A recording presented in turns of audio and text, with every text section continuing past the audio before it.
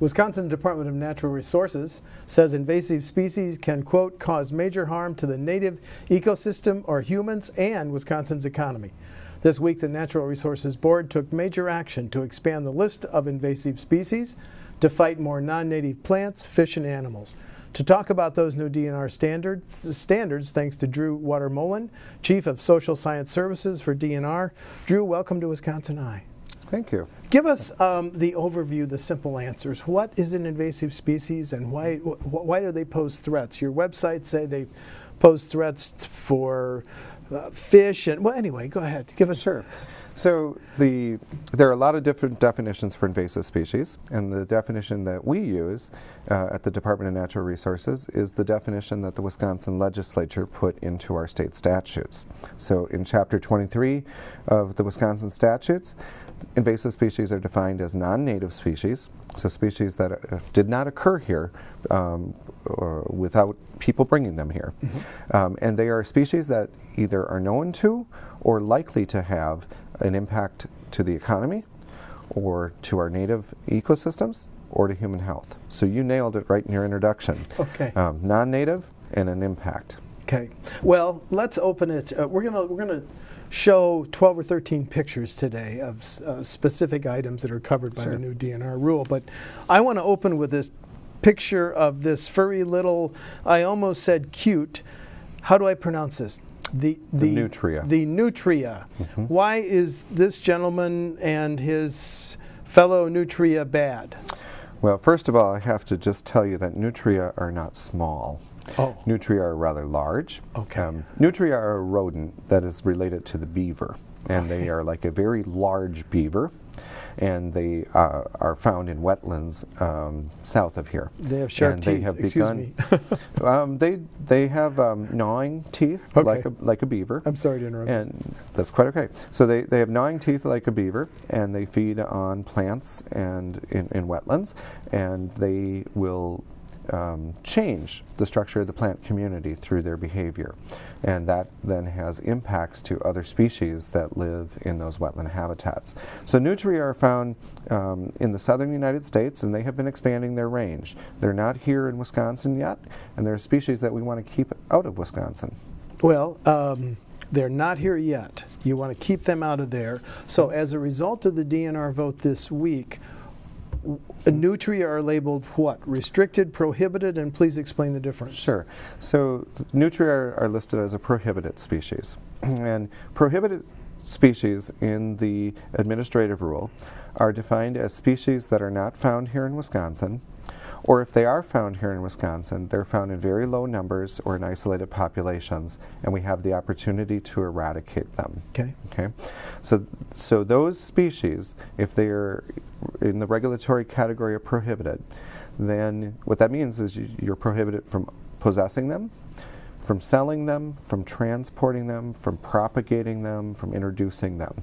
The idea here is a prevention strategy. They're not here. We don't want to have to deal with the problems if they were to get here, so let's keep them out of the state.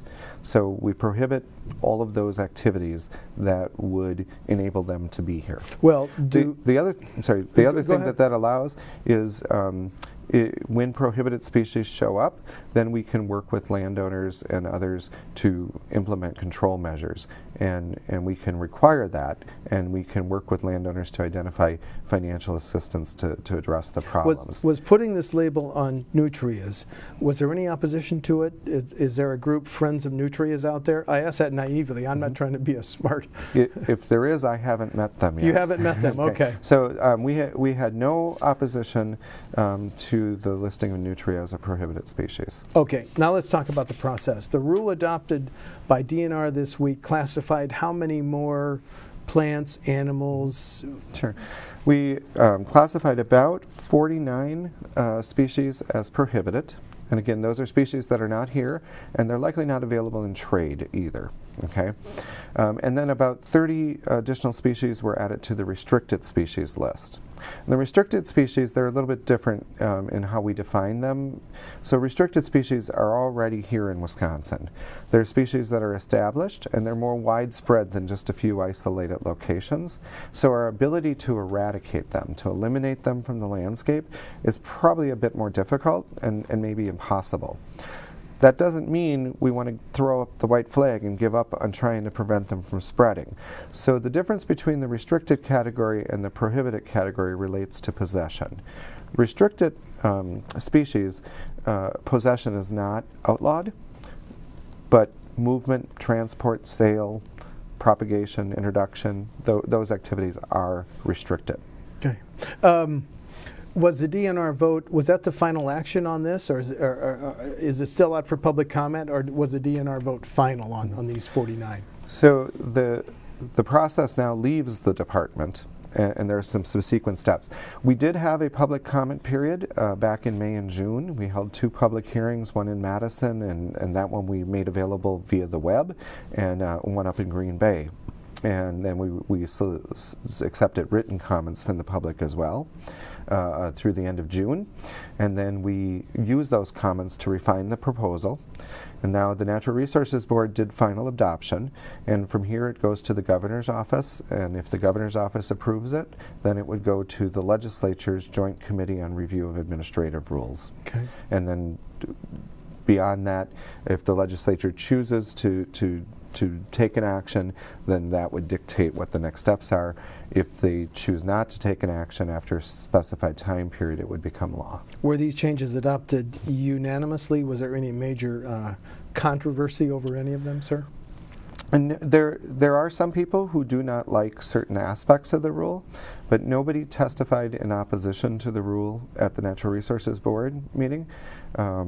There was one letter that the board received from the operator of a greenhouse business who was concerned about the regulation of some of the plants that are listed as prohibited or restricted. Mm-hmm. On the other hand, the Wisconsin Invasive Species Council, the Society of American Foresters, and the Green Industry Federation all sent letters to the Natural Resources Board supporting the proposed revisions, and the Nature Conservancy appeared before the board and testified in support of the proposal. So those are all affected stakeholders, people with economic stake here, and people who are dealing with the problems that invasive species cause. So there seems to be broad support for the idea of preventing problems before they become problems. So let's use that prohibited category to keep things out of Wisconsin, and let's use that restricted category to keep things from spreading within Wisconsin. Okay, now we talked about the process. I'm so fascinated by some of the pictures that I want to thank you for providing. The rule classifies, as you said, some species as prohibited. Let's start with feral pigs, and we have an image of one that looks very menacing, sir. Let's talk about feral pigs in Wisconsin. So feral pigs are the result of introductions and escapes. So they're already here. And they are here. We have reports in a fairly large number of counties in the state. However, we don't believe that established populations occur all the places where we've had reports. So we have a tip line that people can call in and report their observations of feral pigs. Each year as we begin the deer hunting season, which we just wrapped up, we remind hunters that feral pigs are prohibited species and it's okay to shoot them. It's okay to shoot feral pigs? Yes, we actually encourage hunters to help us get them off the landscape. So we know that feral pigs can have a tremendous impact on natural systems through their foraging behaviors, their rooting behaviors. They can really mess up the forest floor, and they prey on a lot of small animals, so they can impact those animal populations. And they can also serve as vectors for diseases that could impact domestic swine. So the U.S. Department of Agriculture recently allocated a large amount of money to work with states where feral pigs are not widely established and to try to eliminate them from the landscape. And Wisconsin is one of those states. So we have the tip line, and if people let us know, we can send people out to confirm the reports, and then we can work with the U.S. Department of Agriculture agriculture to remove those species from the landscape. Perfectly legal to kill a feral pig in Wisconsin. It is. Okay. Well, the feral pig is prohibited. Now let's talk about something that's restricted, the gypsy moth. Boy, that's a pretty picture of a nice moth on a green leaf. Boy, that's kind of pretty. You want to do what to the gypsy moth? So gypsy moths have been here in Wisconsin for quite a long time. They were introduced, I think, they're spread into the state back in the 1980s, I think, is when we first started detecting them, and we've been working hard ever since to slow the spread of the gypsy moth. So gypsy moths, they feed on a variety of trees. They will defoliate the trees. They have those pretty caterpillars. Those caterpillars live up in the treetops, and when they consume those leaves, that goes through their system and comes out the other end and sort of rains down onto anything below it. So if you're sitting in a park on a picnic table, it's not uncommon to have gypsy moth frass disrupting your picnic or making it unpleasant. So there's sort of the aesthetic problem of the defoliation, and over time, if you have multiple seasons of defoliation, then you have mortality in the trees. So we have that impact, and then we have sort of the changes in our recreational opportunities because of their feeding behaviors. Are they more prevalent in any one part of the state, Drew? They are pretty much spread statewide, and we have been working with the Department of Ag, Trade and Consumer Protection. We have had a gypsy moth suppression program where we have sprayed a bacteria that causes the caterpillars it disrupts their physiology and causes them to die before they can reproduce. And that's been an important part of the suppression efforts, the slow the spread effort. We're sort of working out of that business right now and turning that over to the private sector. Other things that are added to the prohibited list, the mountain pine beetle. Now, you were saying our forestry industry is worried about this. Why, sir? Yeah. So mountain pine beetle, they're a lot like the familiar emerald ash borer that people have been hearing about. And the difference is they infect pine trees. Mountain pine beetles are not yet found here in Wisconsin. They're west of here. They're native to the Pacific Northwest, and they've been spreading this way. They have the potential to kill lots of pine trees. They do that both directly through their feeding behavior, and they lay their eggs in the pine, and they also do it through the introduction of some fungi that are pathogenic to the tree. So there's a disease called blue stain that can develop in pine trees, and mountain pine beetles can be one of the vectors for that fungi to move from one tree to another. And that trees that die with blue stain, their lumber value is significantly depreciated. So there is a concern amongst the forest industry that if mountain pine beetle were to be here, that we'd have some significant problems. How close are these insidious animals now? So my understanding is that the nearest reports of mountain pine beetles are west of Minnesota in the Dakotas. And the state of Minnesota has just announced an effort to create what's called an exterior quarantine, and that would be a regulation that would prevent logs or other wood products that originate in areas that are infected with mountain pine beetle from being imported into their state without having taken reasonable precautions.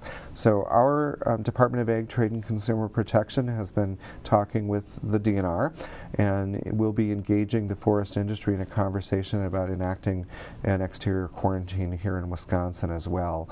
And that way we can have consistency between the DNR's administrative rules, the NR 40, the one we're talking about today, and DATCAP's quarantine rules, and we can have consistency between Minnesota and Wisconsin. Okay, they're on the prohibited list, as is the golden mussel. So can we talk about those? So they're on our proposed list. Proposed list. For Excuse me. Thank you for the correction. And the same thing with the golden mussel. Yep. The golden mussel is an aquatic clam-like organism that is very similar in sort of its impacts to what zebra mussels and quagga mussels are. Which are clogging some of our water intake valves, like in the city of Milwaukee. Excuse me for interrupting. But yeah. Nope, you're absolutely right. You can see in the picture they form very dense colonies. Those colonies are filter feeding, and they're taking lots of nutrients and plant matter and animal matter out of the water column. So they change the feeding ecology in the system, and then they have that potential economic impact. So they're not here yet, and we hope they never come here.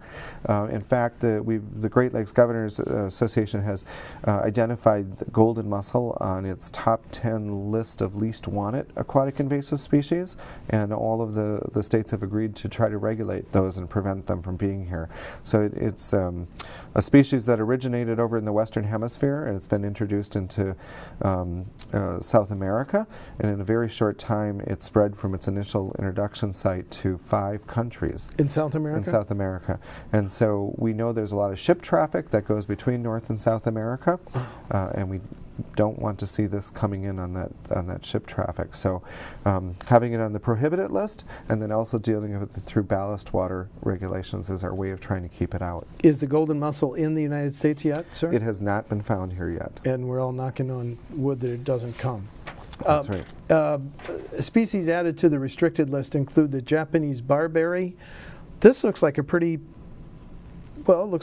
plant. What's the downside of it, Drew? It's very striking to look at, and that's what makes it a very popular landscaping plant. A lot of your viewers probably have this plant in their front or backyard. I might have it with a wife who likes to garden, yes. Yeah, so Japanese barberry, there are many different cultivars and hybrids of it, and not all of those are known to be invasive. Okay, so what we are looking at doing in this regulation is only regulating those hybrids that are going to cause an ecological harm or other potential problems. So we've worked with the green industry, with the nursery community and the landscaping community and so forth, to identify those cultivars that it makes sense to regulate. And so the restriction only applies to the Japanese barberry parent species and those cultivars. And all the other cultivars that are not known to be invasive, they're exempt from the rule. So are you saying then that gardeners in Wisconsin would not be able to buy this plant? If the law is enacted as we've drafted it, it would be unlawful to sell those cultivars that are listed.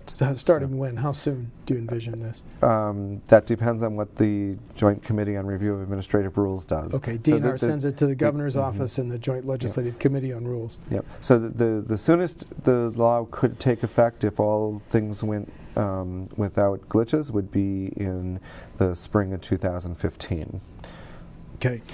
Changes that we've changed the status of 6 species, including our old, our old UD friend, the emerald ash borer. Can you update us on that, please? Yeah, so the emerald ash borer, when this law was originally put in place in 2009, it was only found in one place in Wisconsin. It was a site in southeast Wisconsin that was discovered in 2008.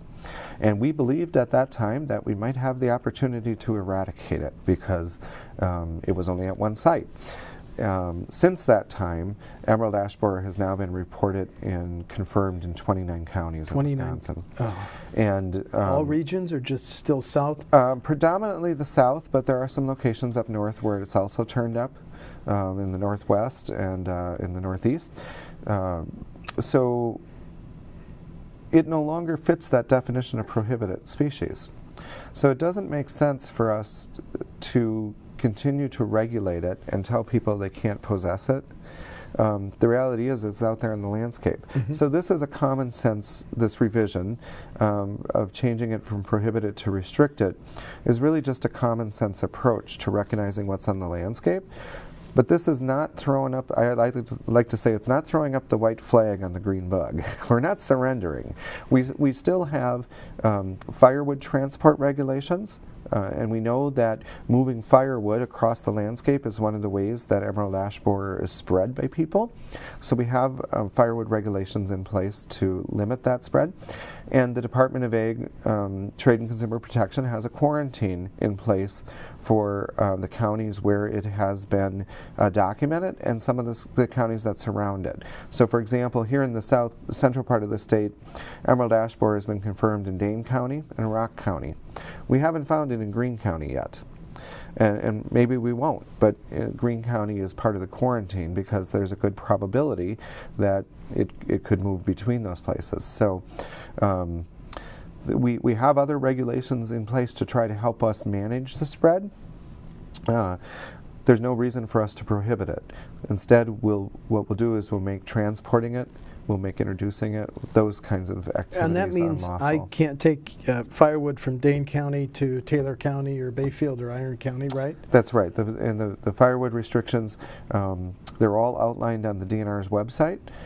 We have a special place for that so folks can find out exactly what those rules are. Okay, thank you. Another one covered by the DNR rules, the crazy worm, which I've never heard of. Give me some information on the crazy worm. Yeah, so the crazy worm is another species that is from the Western Hemisphere, and it was introduced here into North America in the past. There's actually several species. We should probably call them crazy worms because there's actually multiple species. They're a little bit different than what we think of as night crawlers or angleworms. So in Wisconsin, the glacier came through here like 12,000 years ago, and it wiped out any earthworms that might have been here. And so our forests, they all, and our prairies and other things, they all grew up and developed in the absence of earthworms. And most people don't know that. And in fact, what we learn in school is earthworms are great. They aerate the soil. They help integrate nutrients into the soil, and those things are true, particularly in agricultural systems. And so people have, introduced earthworms for that reason. They've also used earthworms for composting. They've used them for bait, and so now those earthworms are all around the state, and there is evidence that they are changing the nature of the forest floor in many of our northern hardwoods forests. This crazy worm is like one of those earthworms on steroids. It is like a superworm. They're called crazy worms because they are very active and they jump around. You see that picture in the hand. Before that picture was taken, that worm was jumping all over the place. They're sometimes marketed as Alabama jumpers or other catchy names like that because they are so active. Well, not only are they active sort of in that lifestyle, they're active in what they eat. So in 2009, when the rule was first enacted, we had no evidence that crazy worms were here in Wisconsin. So we put them on that prohibited list because we didn't want to see them here. Right. And in 2013, we discovered a population of crazy worms here in Dane County. And we then, in 2014, put the word out and asked people to tell us if they thought they might have these. And we got lots and lots of reports from people. One example is a person who is an avid gardener who mulches their garden. And she said, "Oh my gosh, we got so many of these big jumping worms that we've had to mulch our flower bed 3 times this summer."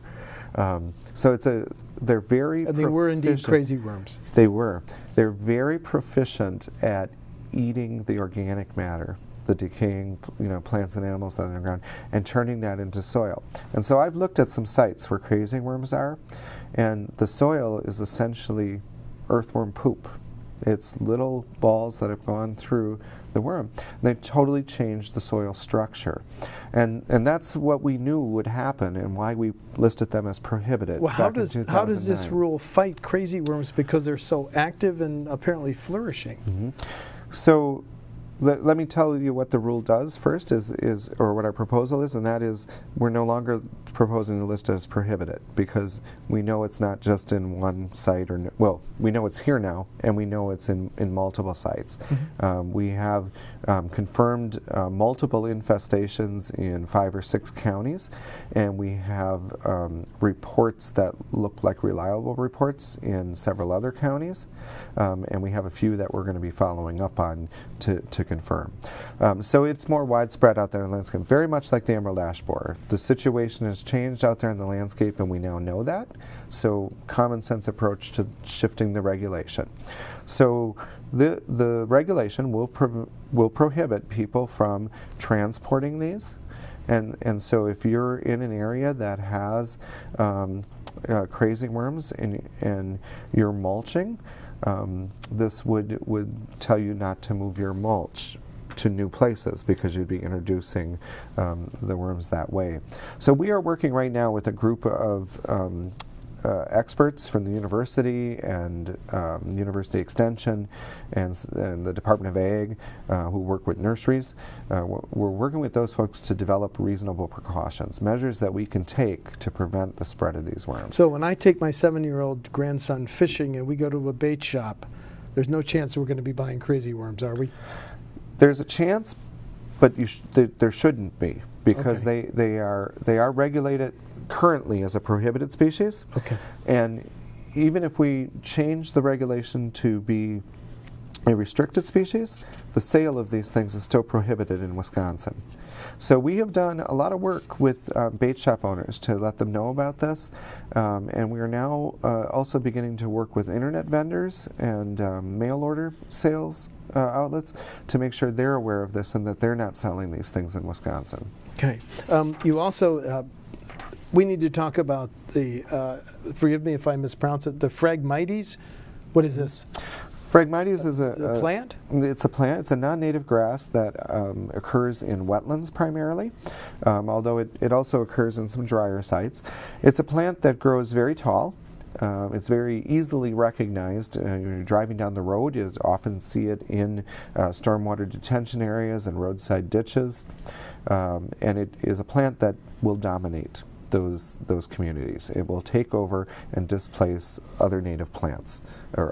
So in the case of Phragmites, there are native Phragmites, and then there's the non-native strain. How tall do they get? You said 6, 8, 10 feet tall. So if I'm driving down the road, do I think they're pretty, or ooh, that's an ugly plant? I think you probably think it's a nondescript plant that's just growing out there. It looks like a grass. But it's dangerous. It is a plant that takes over ecosystems and impacts the ecology.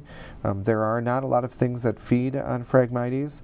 It is not used by very many other organisms for shelter or other things that animals are out there doing.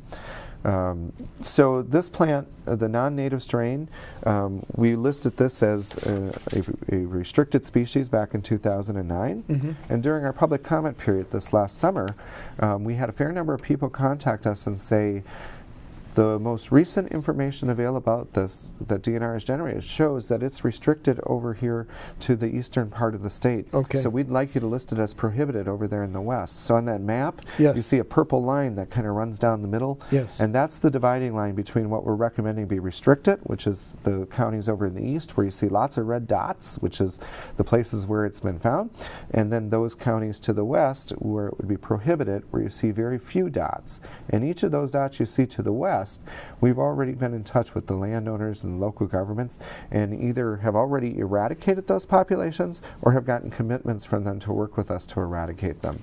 So again, this is a common sense approach to looking at what's on the landscape and focusing the regulation to where it can make a difference. So now, if there are populations that show up over in those western counties, if this law is enacted, we have the opportunity to go in and work with landowners to control those and prevent this spread from Drew, going further. you go around the state talking about the looking at potential in invasive species, talking to a whole bunch of different businesses and landowners. Is there a reception and an understanding that we have to fight these invasive species? I believe there is. I know that the governor and the many state legislators have been contacted by constituents raising concerns about invasive species. These are species that cause ecological harm. These are species that cause economic impacts. and these are species that some of them have concerns for human health. Okay. And so people are aware of the issues. They see when they go out boating and they see their favorite fishing hole is now invaded by Eurasian water milfoil, and it's getting caught up in their boat motors, and it's no longer a pleasant place to swim.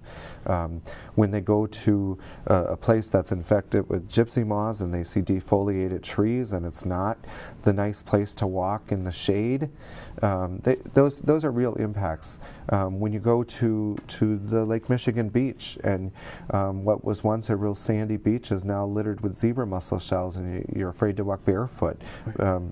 Those are real impacts that everyday people see and experience. The gardener who is dealing with the crazy worms, who has to mulch 3 times in a summer. That's money out of their pocket that they could be spending on something other than mulching. So I do think people are aware of it, and people are supportive of efforts. And there are many people out there that are not government agency people who are working to fight invasive species. There are cooperative weed management areas. There's the Invasive Plants Association of Wisconsin. There are land trusts and groups like the Nature Conservancy who are managing their properties and having to fight things like barberry invasions or buckthorn or honeysuckle. There are lots of efforts out there by lots of people. So I think people do get it. But what, if any, is the relationship between the invasive species just covered by the DNR rule and the whole fight to keep the Great Lakes free of invasive species? Is there any overlap or linkage? Yeah, so first of all, the Great Lakes are not free of invasives. We have many invasive species in the Great Lakes. Right. Keep them from spreading. Right. Just zebra mussels, quagga mussels, spiny water fleas, round gobies. I mean, the list it's really quite long. What's the one that's coming up from Illinois? And so there are concerns about Asian carp. There's this four different species of non-native carp that are referred to as Asian carp, and there is concern that they will jump from the Mississippi River Basin into the Great Lakes Basin, and if that were to happen, there's concern about their impacts on the commercial fishery, the recreational fishery, and on the quality of habitat and recreational resources for people. So there are lots of efforts underway involving all of the states in the Great Lakes Basin, involving a number of different federal agencies, and involving a lot of business concerns. And so those are ongoing discussions, and I don't know what the answer is to preventing those interbasin transfers, but I do know there are a lot of people working on it, and NR40, our invasive species law, is one tool in that toolbox. So those species that folks are concerned about and that are getting attention, they were listed as prohibited species in 2009. And so they're already regulated under this rule, and their possession and transport and sale and so forth is prohibited. Maybe one final question. Of all the invasive species that we've talked about that have just been covered, which one most worries you as a professional? Oh. Is it that mountain beetle because it threatens the forestry, or is it the onward march of the emerald ash borer, or what? I don't think I can pick one. Okay. If you ask me what was I concerned about in a lake or river, I might say golden mussel. If you ask me what I was concerned about in the forest, I might say mountain pine beetle. But every one of the species that we have proposed to regulate has an economic or an ecological impact, and we need to be concerned about all of them. Okay, then finally, let's wrap it up this way. I want you to give the website, which WisconsinEye will post as we close this show, where people can get more information. Go ahead. You can go to the Department of Natural Resources website, which is dnr.wi.gov, and then use the keyword search for invasive species. And WisconsinEye will post that as a public service. Thank you. Dreux Watermolen of the DNR, thanks very much for talking about this recent action by the DNR board. Thank you very much. My pleasure. Thank you. Thank you.